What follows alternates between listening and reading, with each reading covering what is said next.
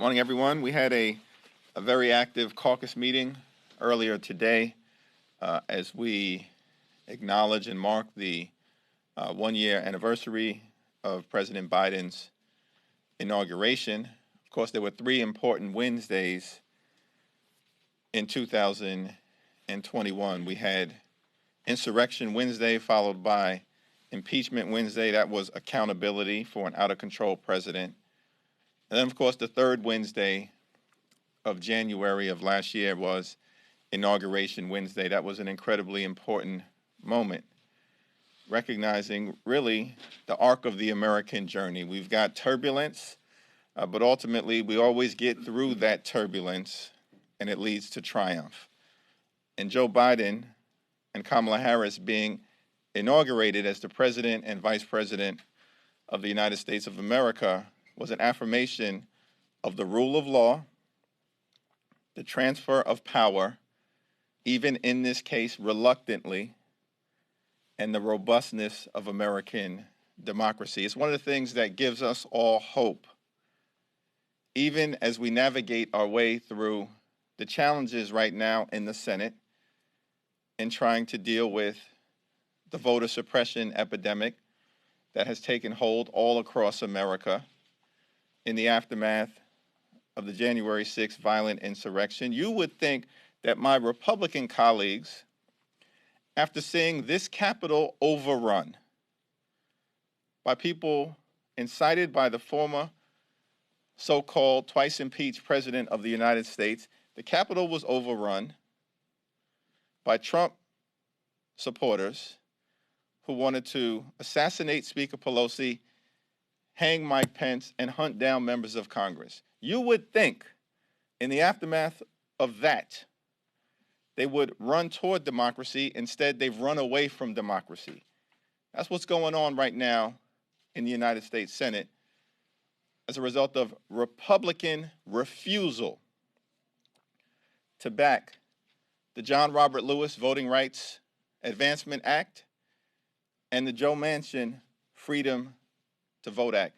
Republican refusal to support common sense voting rights legislation that is supported by large swaths, majorities of the American people.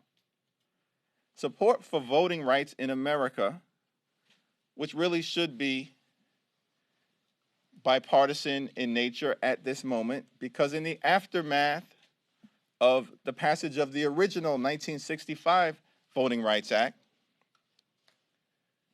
voting rights in America has largely been a settled question. A settled question. So the question that we now are asking of our Republican colleagues, what happened? Because the original Voting Rights Act was reauthorized 4 different times, and each time the original Voting Rights Act was reauthorized, it was passed in this Congress with bipartisan majorities and signed into law by Republican presidents. 1970, Richard Nixon. 1975, Gerald Ford. 1982, Ronald Reagan. 2006, George W. Bush. 4 times the Voting Rights Act has been reauthorized into law. 4 times signed by a Republican president.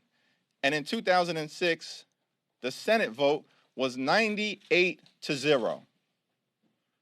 98-0.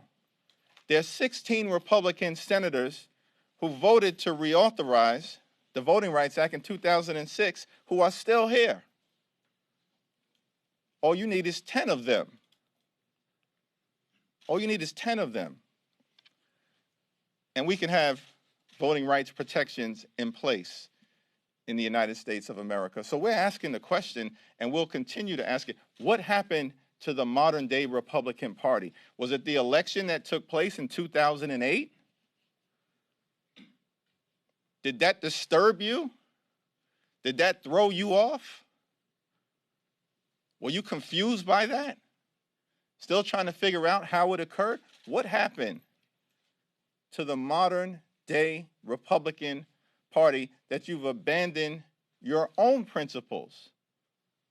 Principles that Richard Nixon, Gerald Ford, Ronald Reagan, and George W. Bush espoused, and that 16 of you voted to authorize in 2006. What happened to the modern day Republican Party? It's a cult right now. Is it because the cult leader has told you to oppose voting rights? Vice Chair Pete Aguilar. Thank you, Mr. Chairman. One of the things we also want to highlight is the work that House Democrats have done working with the Biden-Harris administration. Tomorrow marks the one-year anniversary since President Biden and Vice President Harris took office. Weekly unemployment rates, claims are down to levels not seen since 1969. We're the only economy in the world that is stronger today than before the pandemic began. President Biden rescued the American economy, and he set a course for unprecedented economic revival if we are able to successfully beat this pandemic. On that front, the Biden-Harris administration is succeeding where the previous administration had failed. 200 million vaccines, 75% of adults protected. Teenagers and children across this country, including my own 2 kids, are vaccinated. 96% of schools are open today. The racial equity gap in vaccines has been closed. Just last week, funding for bridge repair under the bipartisan infrastructure bill was announced, and more announcements are forthcoming. We will not stand by and watch the radical right sabotage our economic success and divert us from paying attention to what's important, which is voting rights and ensuring opportunity throughout this country. We'll continue to fight every day for the American people so we can deliver for working families. That's what House Democrats are committed to. That's what we hear overwhelmingly from our colleagues of what we should focus on. Thank you so much. Thank you, Pete. Questions? Thanks, sir. Progressives are calling for primary challengers for some of these moderates that aren't on board with things like voting rights, things like eliminating the filibuster in the Senate. What do you say to Democrats who are elected officials in office that are being called to be primaried?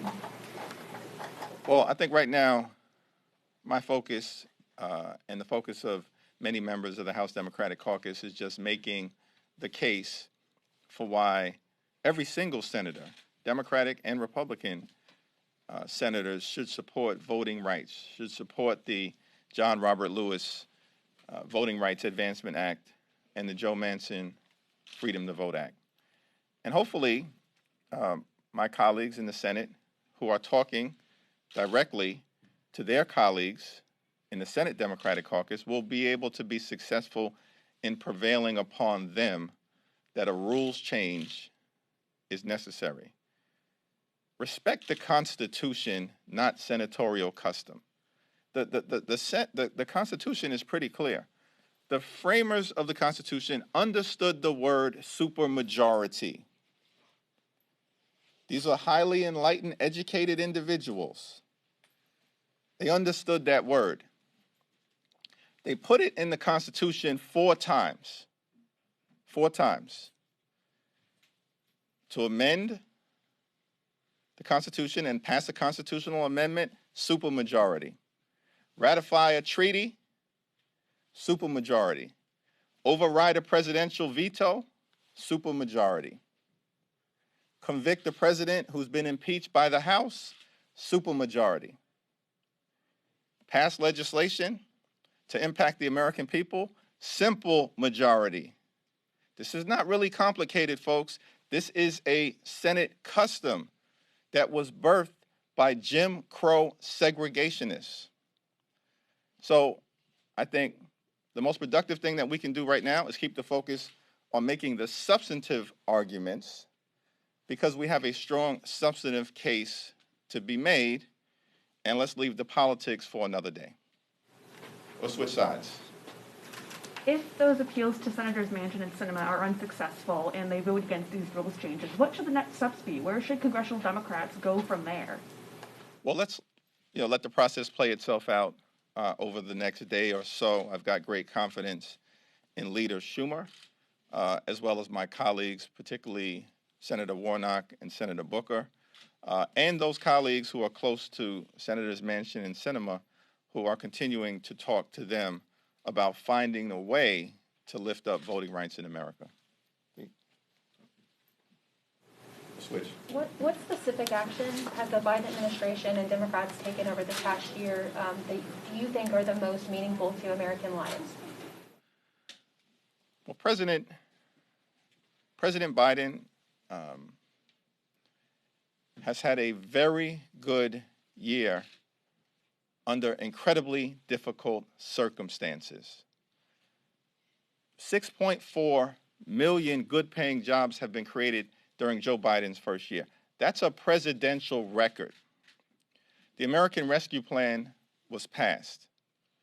It saved state and local governments in blue states and red states all across America. That means that public health, public safety, public education, public transportation, public housing, and the provision of the public good all across America rescued because of President Biden's leadership.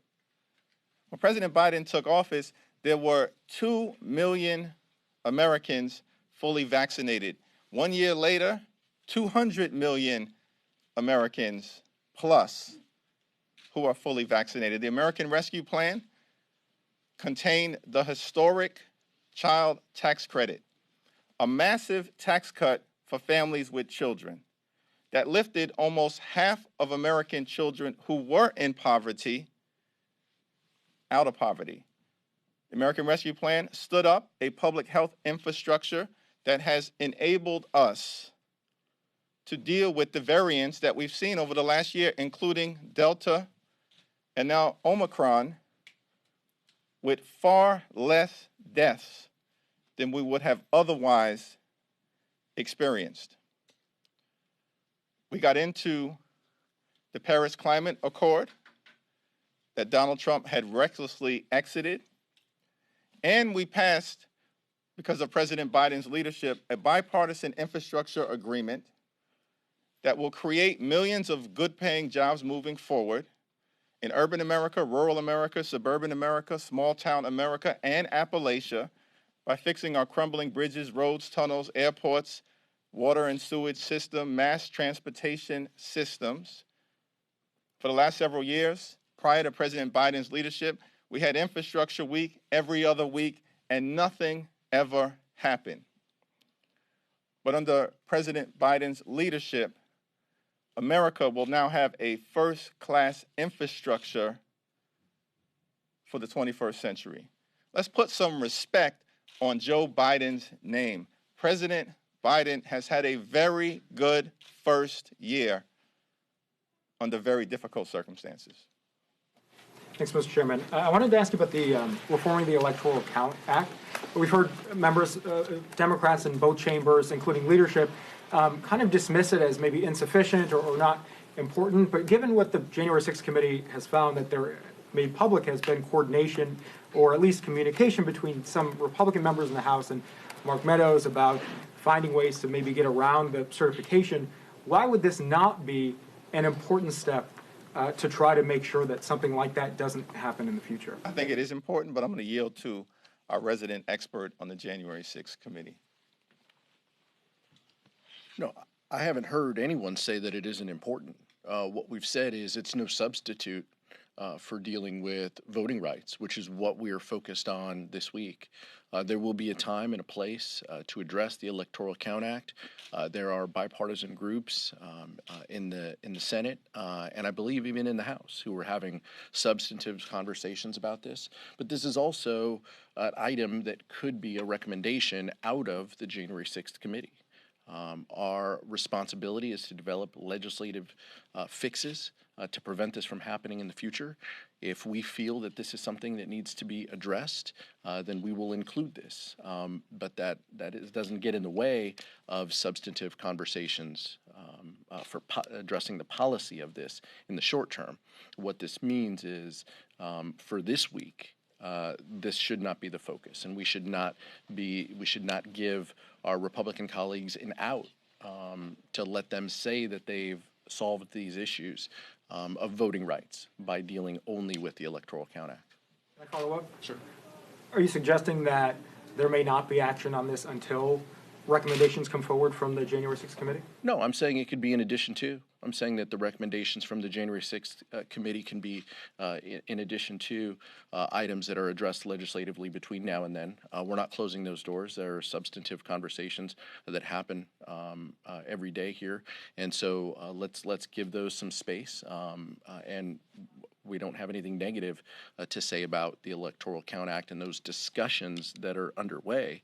But again, this can't be the first thing that we do instead of voting rights. Voting rights is the bedrock of what we need to accomplish.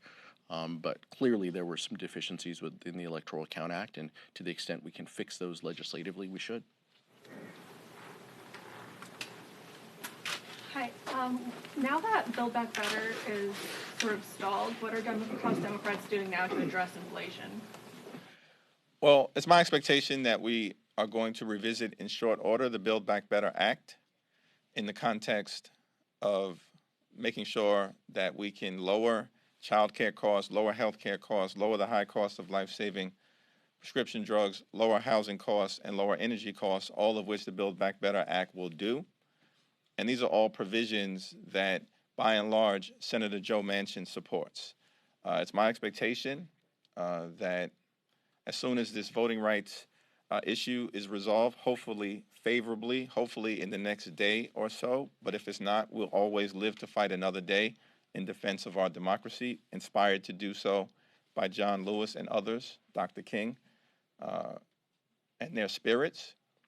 But I do believe that the Senate, in short order, will revisit the Build Back Better Act, and we're going to be able to get something over the finish line in terms of addressing inflation. Today, the Judiciary Subcommittee on Antitrust is holding a hearing on some of the issues in terms of market power and consolidation related to the food industry and meat processors and the dynamics that exist there, because we do believe there's a lot of pandemic price gouging that is taking place that we, under the leadership of Chairman David Cicilline, will begin to expose and elevate today.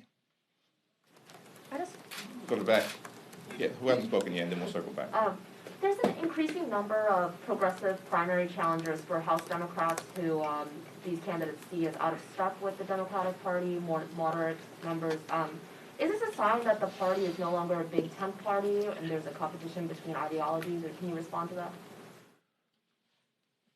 Well, House Democrats, we're not a cult, we're a coalition. We're a coalition of a variety of different people all across the country. That's progressives, that's New Dems, that's Blue Dogs, all points in between. And primaries are part of the democratic process. And the House, at the end of the day, is about renewal. I expect that every incumbent is going to aggressively defend their records, and at the end of the day, make the strongest possible case that they can, myself and Pete included, in our own respective races, as to why we should have our 2-year employment contract renewed. I don't think primary challenges are a sign of any dysfunction. It's a sign of democracy working.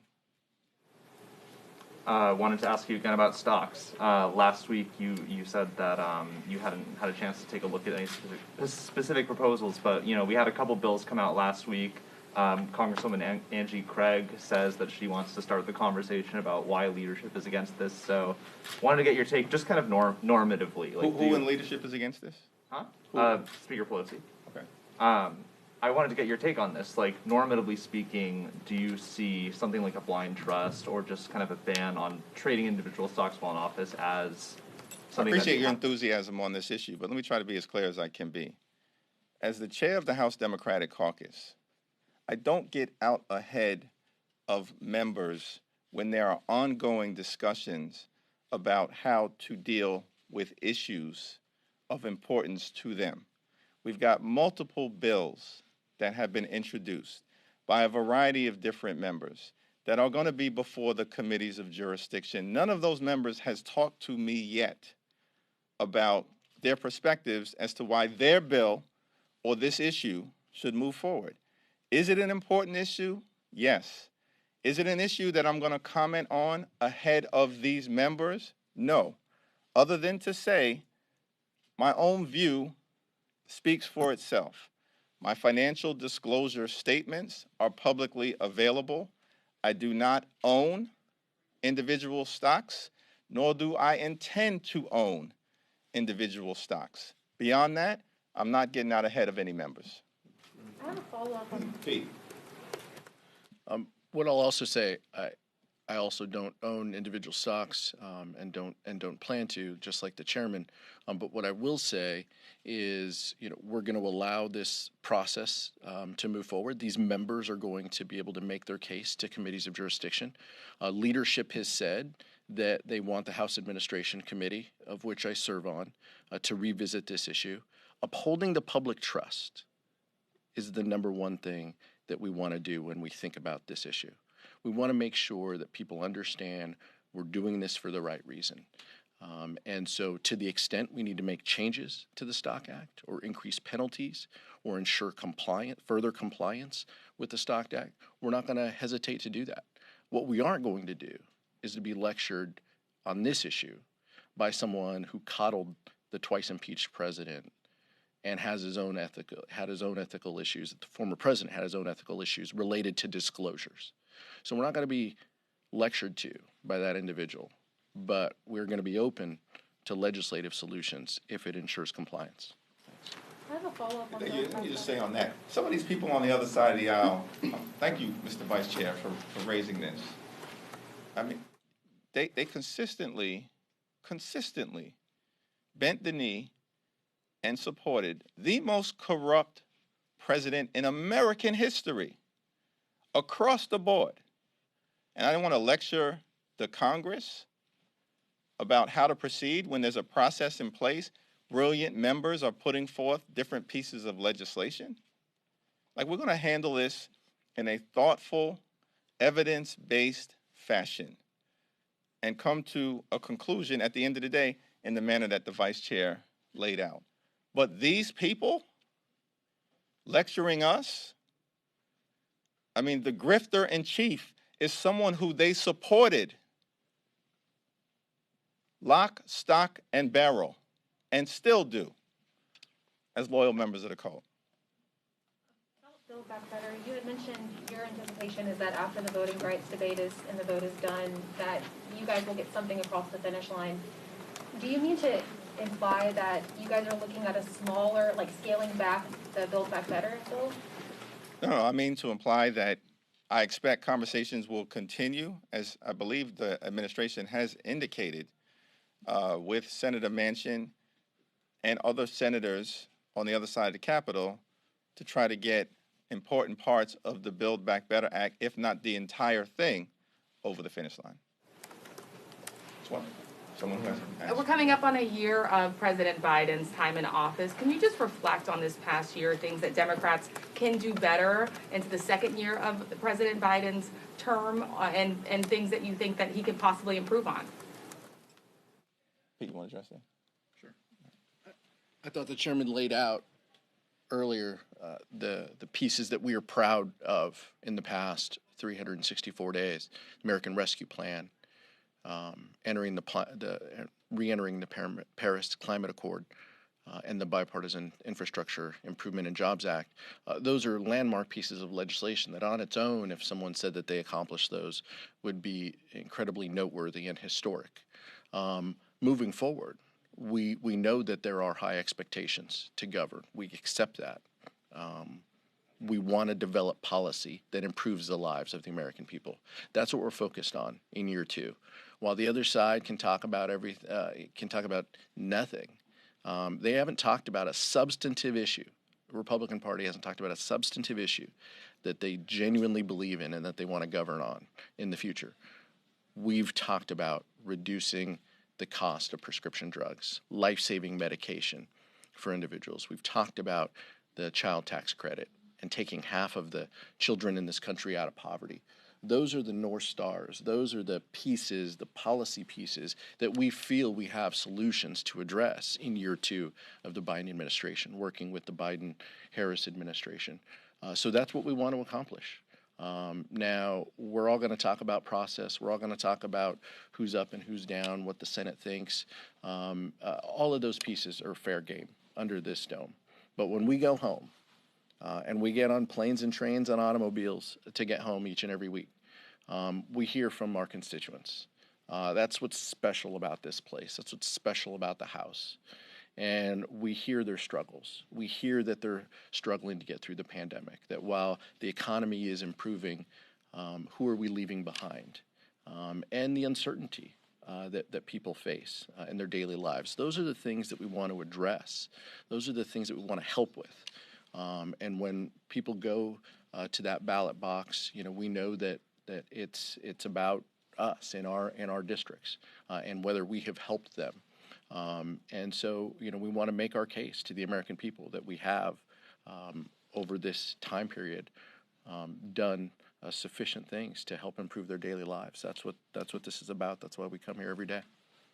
Thank you for that question. It's also my expectation, in addition to, as Vice Chair Aguilar has laid out, that we're going to continue to work on these incredibly important issues, that this will be a year of drawing contrasts. Democrats deliver for the people. The Republicans are the party of no, the party of nonsense, the party of getting nothing done. We've already accomplished historic things and will continue to do so as part of the Democratic effort to create millions of good-paying jobs, increase pay for everyday Americans, as well as lower costs in a variety of different areas, including health care, education, housing, and energy costs. We'll keep our focus on delivering for the American people, but also not let the Republicans off the hook because of their incompetence, their inaction, as well as their continued adherence to a failed cult leader. Last two questions. We'll go here and then last question. Thanks, Mr. Chairman. You say how you're trying to make the contrast that Democrats are the party that delivers. A lot of members are, what we're hearing is pretty anxious that they haven't delivered yet on Build Back Better. I know some House members bringing up to leadership that they, may want to pass bills individually to see what the Senate can package up. Progressives looking at maybe pushing Biden on executive orders on Build Back Better. What is leadership's position on this? How are you trying to quell those anxieties as you continue to move forward these next 10 months to Election Day? Well, House Democrats have delivered in each and every area, and it's my expectation that we'll be able to find a pathway forward with the Senate on Build Back Better, and certainly, hopefully, on voting rights. But I think it's important to remember, as Dr. King just reminded us as we reflected upon his life and his legacy a few days ago, the arc of the moral universe is long, but it bends toward justice. We think what Dr. King was saying to us is that in this world, there's some good folks, there's some rough folks. For the good folks to be able to prevail, you've got to be willing to continue to stand up, step up, speak up, show up. And things aren't necessarily going to happen instantaneously. It didn't for Dr. King, it didn't for Rosa Parks, it didn't for Fannie Lou Hamer, or John Lewis, or A. Philip Randolph, or Roy Wilkins, or Adam Clayton Powell Jr., or Shirley Chisholm, and we're inspired, Hugo Chavez, Cesar Chavez, we're inspired by all of these leaders, their struggles, their civil rights struggles, the farm worker struggle, the women's struggle.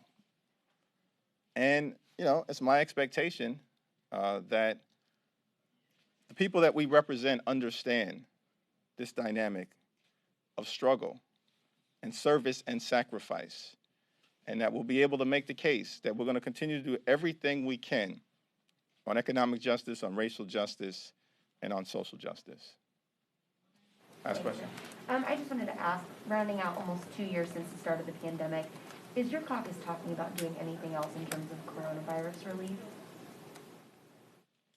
We haven't had that caucus discussion yet, but certainly there are beginning to be some hopeful signs that this current variant in places like New York City and Washington, D.C., the numbers are decreasing. I think we are encouraged by the fact that while the transmissibility of this particular variant is strong, the lethality of it is much less severe, in part because the president and his administration has done a good job of taking that number of fully vaccinated Americans from 2 million a year ago to over 200 million today. Will we continue to encourage responsible behavior, vaccinations, boosters, masking up, the availability of at-home tests, which the administration has leaned into? Yes, we haven't had a specific discussion. We look forward to hearing what the president has to say when he delivers the State of the Union address on March 1st. Thank you, everyone.